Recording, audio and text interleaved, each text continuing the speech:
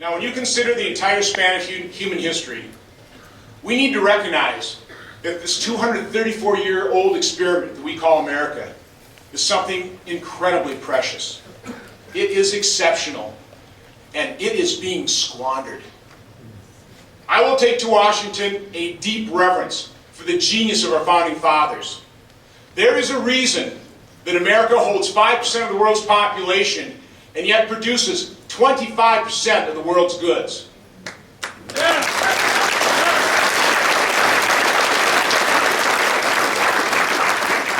That reason is freedom.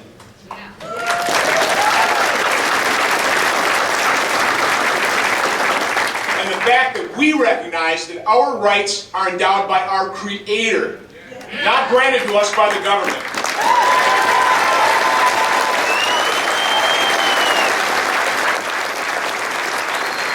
It is high time that we stand up for those rights and stop being led like a bunch of sheep to the slaughter. We need to start acting like proud and free Americans. Thomas Jefferson wrote, "The good sense of the people will always be found to be the best army. They may be led astray for a moment, but will soon correct themselves." It is time for correction.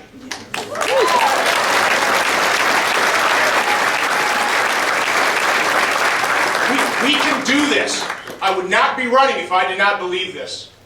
Our nation has faced far darker times. Our revolution, the Great Wars, the Great Depression. When Ronald Reagan entered office, the Cold War was threatening. Interest rates were 20%, and we had a 7.5% unemployment rate.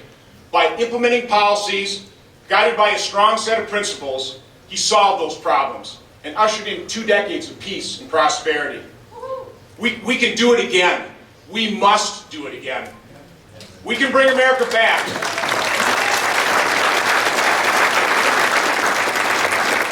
We can bring America back from the brink of socialism and state control.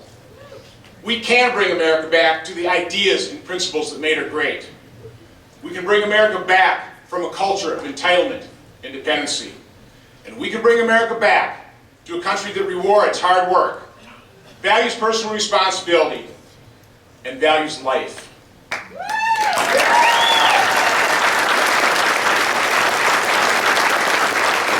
place that inspires individuals to be the best that they can possibly be. Together we can bring America back.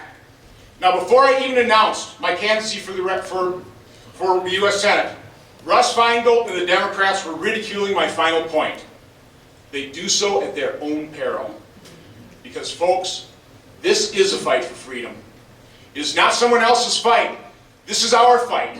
And I'm asking each and every one of you today to join me in this fight, because it is a fight that we absolutely must win. So may God help us. May God continue to bless the greatest nation in the history of mankind, America. Thank you.